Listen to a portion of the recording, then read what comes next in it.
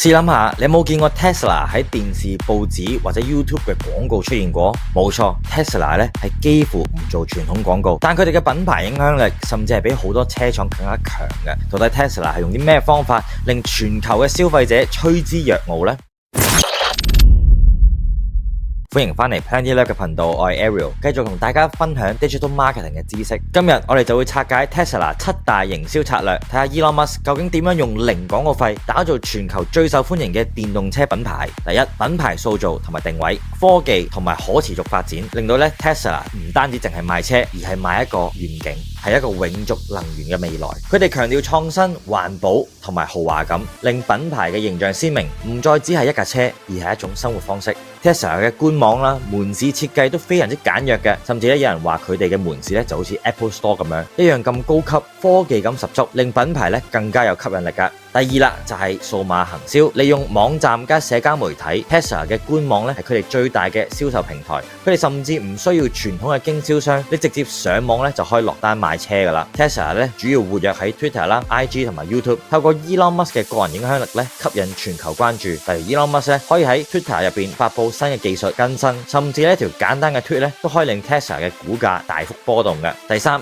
體驗式行銷，去俾消費者親身感受啊。Tesla 申明體驗對於消費者決策有幾咁重要，所以佢哋喺全球開設體驗店，俾顧客去試揸，去直接感受 Tesla 駕駛嘅樂趣。例如佢哋會做一啲創新發佈會，例如叫 Battery Day 啊、AI Day 啊等等嘅活動Tesla 會展示最新嘅技術啦，甚至直播佢嘅發佈會，去吸引全球嘅媒體報道，變相做到免費嘅廣告。第四，口碑行銷 ，Tesla 嘅客戶唔單止買車，仲會幫 Tesla 做免費宣傳嘅。佢哋有推薦計劃啦，例如 Tesla 早期有一個免費嘅 Supercharge 充電作為一個推薦獎勵，令現有嘅車主更加願意幫佢哋推廣佢哋嘅產品。咁呢種口碑行銷比起廣告更加有效嘅。佢哋亦都好擅長打造品牌嘅社群。Tesla 嘅用戶普遍對品牌係有更高嘅忠誠度，甚至會自發組織搞活動，分享 Tesla 嘅產品使用心得，形成咗強大嘅社群影響力。第五啦，就係 Elon Musk 嘅個人影響力啊。Elon Musk 本身就係 Tesla 嘅最佳代言人，佢擁有超過 1.6 億嘅 Twitter 嘅 follower，每一次出 post 都會引起廣泛嘅討論，甚至影響股市嘅。個人品牌帶動 Tesla， 因為Elon Musk 唔單止有陣時會喺 Twitter 入邊去回覆佢嘅粉絲啦，發佈公司嘅最新動態，令 Tesla 有免費嘅大量宣傳。例如佢曾經出咗一條 tweet 就話 Tesla 可以接受 Bitcoin 付款，就即時引起全球嘅討論。咁呢一種影響力遠遠超過傳統嘅廣告噶。第六，佢嘅零廣告費策略，完全唔靠傳統廣告。Tesla 嘅最大特色之一就係幾乎零廣告費，佢哋唔會喺電視、報紙、網上去投放廣告，而係全靠網絡熱話啦、口碑啦同埋 social media 嘅影響力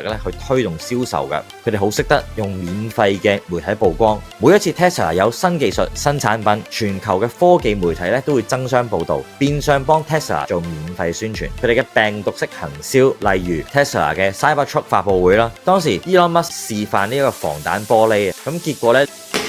唔係發現㗎，呢個玻璃意外咁碎裂咗啦。呢個畫面即時成為咗全球嘅話題，令 Cybertruck 係即時爆紅嘅。第七啦，就係 Supercharge 嘅網絡成為咗一個生招牌啊。Tesla 嘅 Supercharge 充電站唔單止係可以提升到用戶體驗，仲係品牌非常之重要嘅宣傳工具。基礎設施即係 infrastructure 其實就係等於品牌曝光。全球各地嘅 Supercharge 嘅站就好似 Tesla 嘅生招牌一樣，你每次見到都會加深品牌印象，令更多人認識 Tesla 嘅。如果你想學習更多創業技巧或者數碼營銷知識，我哋 PlentyLab 亦都有一個專為香港創業者而設嘅線上社群 Dotcup， 喺嗰度我哋會定期舉辦工作坊，分享實戰經驗，同時提供唔同嘅課程幫助大家提升技能。如果有興趣嘅話可以喺下面嘅鏈接了解更多。如果你都想學習 Tesla 嘅營銷方法，可以試下善用社交媒體啦，建立個人品牌，利用口碑行銷，同埋鼓勵客戶幫你做推廣，創造有話題性嘅產品或者活動，去吸引免費嘅媒體報道。總結啦 ，Tesla 喺冇傳統廣告嘅情況之下，仍然可以成為全球最成功嘅電動車品牌，係全靠呢7大嘅策略：品牌塑造與定位、數碼行銷、體驗式行銷、口碑行銷、Elon Musk 嘅個人影響力、零廣告費嘅策略，同埋 Supercharge 嘅網絡宣傳。如果你覺得今日嘅內容幫到你，記得俾個 like 同埋 subscribe PlentyLab 嘅頻道，我哋會繼續同大家分享更多 digital marketing 同未來趨勢嘅知識。下次再見啦，拜拜。